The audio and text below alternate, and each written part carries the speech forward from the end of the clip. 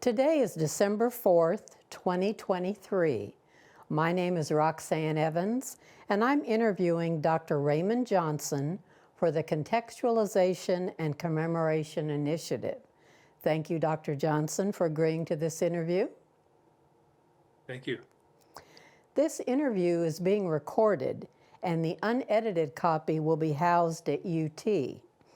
Please know if there's anything you do not wish to discuss, I will certainly honor your wishes. And if there are any topics you wish to discuss and I've not brought up, please feel free to do so. And lastly, if we need to take a break to get a drink of water or anything else, just let me know. Okay. Well, Dr. Johnson, let's begin by starting with where you grew up. Tell me where you grew up and what was it like growing up there? Well, I grew up in Alice, Texas. It's a very small town, very small Black population. I went to an all-Black elementary school, Carver Elementary. Now, Carver Elementary only had grades 1 through 8. And then in grade 9, you would take a bus to Kingsville, which was a 28-mile bus ride. So fortunately for me, my step-grandfather had taught me to read, and so they skipped me 2 grades when I got to Carver. And so I finished Carver after 6 years, which will be relevant later on. And then just before I was going to do the bus ride to Kingsville, Brown versus Board of Education was decided, and the Alice school system decided to go ahead and integrate. So I did not have to ride the bus. Okay, interesting. Alice, Texas. I'm familiar with that, and there was sufficient Black population to have an all-Black school? So elementary school, but like I said, for high school, you'd have to go to Kingsville because there Kingsville. weren't enough of us for a high school. Okay. Now, what were race relations like in Alice growing up? It's hard for me to describe. I mean, because I wasn't aware of much negative that was going on. You know, there's occasional somebody leaning out of a car and calling you an N-word. But we played baseball, Little League baseball with the other kids. And then they did decide to desegregate the schools when the time came. Okay, that's good to know. Now, tell me what your school was like, your elementary. Carver. Yeah, Carver, yes. So it was a 2-room, 4 grades to a room school. So grades 1 through 4 were in the first room taught by Ms. Dukes, and grades 4 through 8 were in the second room taught by Ms. Wilson. And as you were 8th grader, it was a great thing because you were allowed, when the other classes were reading or doing whatever their work was, there was a stage there, and there was a room off the stage, you know, for people to get ready to come on stage. And the 8th graders were allowed to go in there and sit and study for their next class. Now, sitting and studying for their next class included climbing out the window and running across the street to Mr. Butler's cafe to get a Coke, but we really enjoyed it as 8th graders. Okay, that's quite a memory. Okay, excellent. Now, looking back, how would you evaluate the quality of education you got? So, you know, when I got to Dubois Junior High School, I felt like I was even with everybody else. The only thing that happened to me at Dubois really was they discovered I couldn't see, and that's the first time I got glasses. I've had glasses ever since. But I thought that Carver had prepared me very well for what I ran into in junior high school and later on in high school. Okay, that's good to know. Now, tell me what you had heard about UT Austin before you decided to come to school here. What was UT Austin's reputation in your community?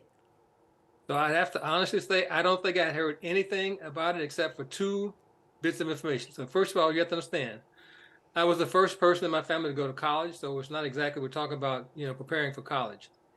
The first I heard the word college probably was when I was a senior, because Mr. Brooks, my high school counselor, suggested, since I didn't do well enough on the standardized test to get a scholarship, and like I said, they had skipped me 2 grades in elementary school, he suggested I give one of those back, spend another year in high school, try to do better, and maybe get a scholarship to college.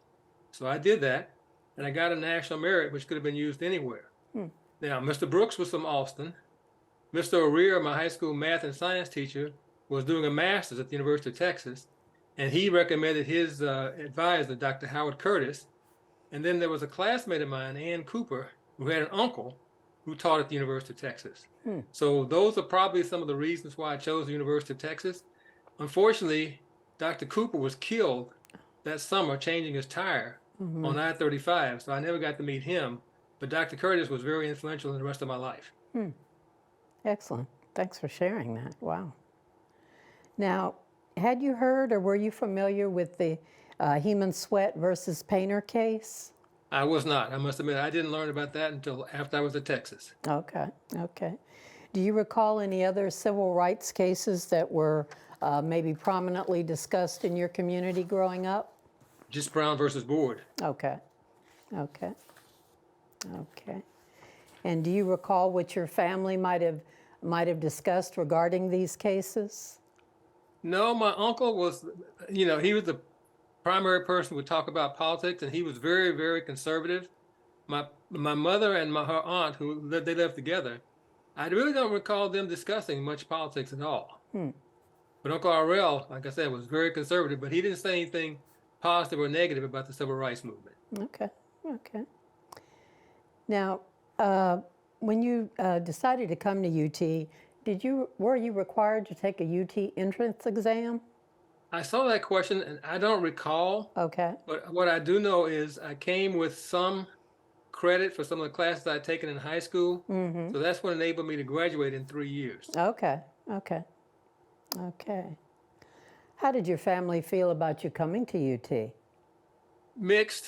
I mean, my mother thought it was a long way away, because Austin, Texas.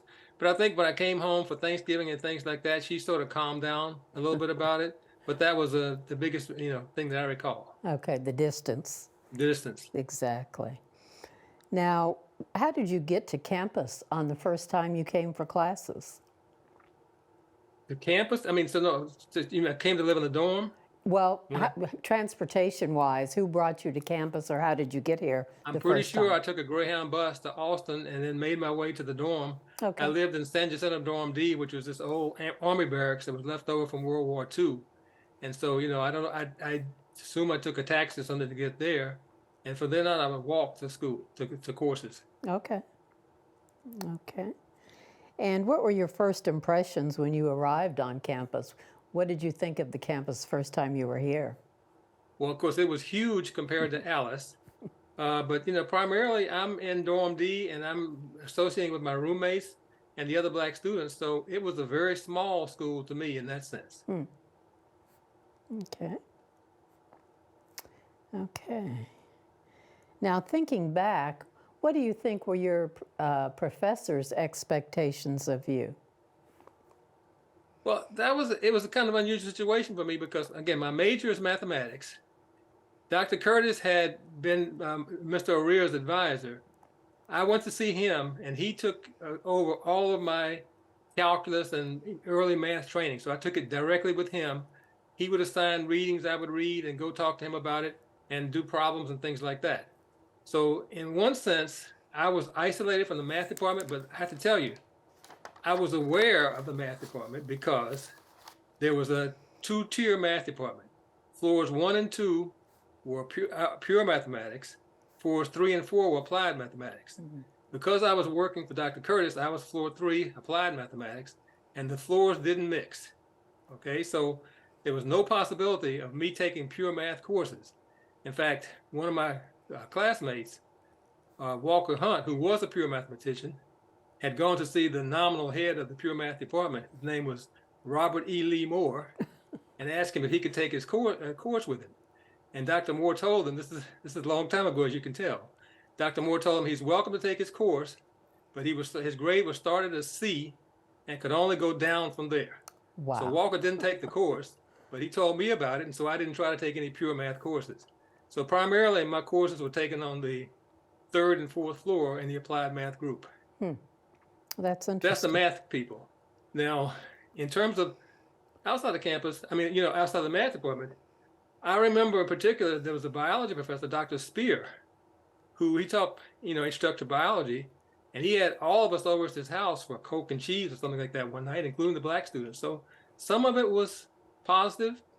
I knew John Silber when he was a liberal, hard as that is to believe, because he was a philosophy professor at Texas, and I had some good grades, and he was trying to get one of the organizations on campus, I don't remember which one. I think it was the Silver Spurs, but I'm not positive. he wanted them to integrate. And so he wanted to use my grades and have me apply to the Silver Spurs, which I had no desire to be a part of, but I did. And of course, they turned me down, and I think he used it in some way. I don't know. So some of Interesting. the professors were very nice. I don't recall having any professors where I had a particularly bad experience. That's 60 years later. Okay, okay. Now, do you recall if you had to take a swimming test as part of your I'm entrance? sure I wouldn't because I couldn't swim. Okay, I did take a swimming class and didn't do very well in it, but Okay. I did take a swimming class. okay, okay. Do you recall if there were any limits to regarding your choice of other physical education classes? I don't recall any. I mean, I took some strange courses. I took fencing, I took swimming, and I don't remember the other two I took. Okay, interesting. Okay. Now tell me a little more about your classroom interactions, both the interactions with professors and with other students. So I really don't remember very many interactions certainly with the white students. I do remember one. There was another applied math student named Gentry Lee who was white, and he and I studied there was some type of a prize examination with a prize attached to it on campus. And he and I studied together, although he was very realistic. He said, look, more students are going to win, but we're going to give them hell. We're just going to do the best we can. So we entered the contest. Of course, we didn't win, but he was a good friend who was a little bit ahead of me in the math department, applied math. And Hunt, of course, was a pure mathematician, but so he and I didn't take courses in common. He was already working on his PhD at the time. But those are the two people primarily that I remember as undergraduate, aside from the other black students who were in the dorm. Who were in the dorm. Okay. Now, tell me what your interactions were with people off campus. In other words, your relationship with the larger black community outside of UT. So you have to remember, I didn't have a car. So that means I was pretty limited in terms of being able to get over there. But I did get over to the east side occasionally. I remember there was a restaurant called the Oak Tree that we used to love to go there because they had very good food. I didn't get to go there that often. And in fact, I came back to visit Austin in about 2000 or something like that. And a friend of mine took me, and where the Oak Tree restaurant used to be, there was only an oak tree left. So it didn't survive, but it was a very nice restaurant at the time. That was my primary interaction because, like I said, I couldn't get off campus very much. So most of my activities were things that I could do on campus. Okay. So does that mean that you didn't have a chance to interact with maybe groups like the NAACP or Houston-Tillotson? There was a professor at Houston-Tillotson who I think later became the head of the math department, Dr. King, I think is his name. And he was taking classes at Texas, so I met him. And so I learned about Houston-Tillotson from him, but I don't recall going over there or visiting it very often. Okay. Now, you mentioned the Silver Spurs, and you said you weren't looking forward to that experience had you been accepted, but did you participate in any other school organizations or activities while here at UT? I really don't remember. Let's see, school activities. So I did do intramural basketball with just a group from, around. I mean, it was a ragtag group. It wasn't a group related to a sorority or anything, fraternity or anything like that. That's the one thing I do remember when I started was interacting outside of the black community. Okay. Mostly my interactions were in the black community. Okay. Now, when you were here on campus, do you recall any political events or court cases or anything else that attracted your attention or captured your imagination?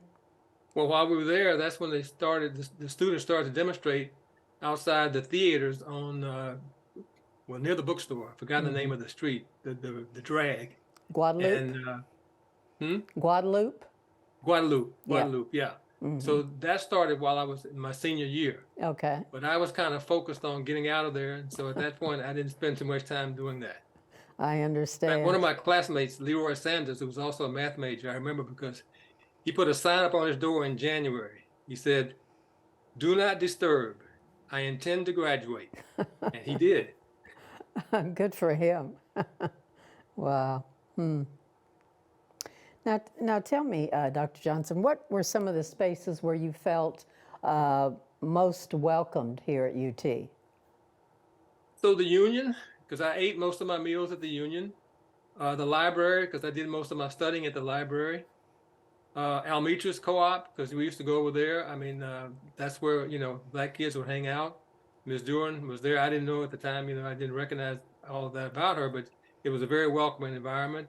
So those are probably three places. The bookstore, to go casually look through was something I would do, but the library was where I spent, the library and the union was where I spent most of my time. Okay. Now thinking back, what were some of the places you felt most excluded on campus?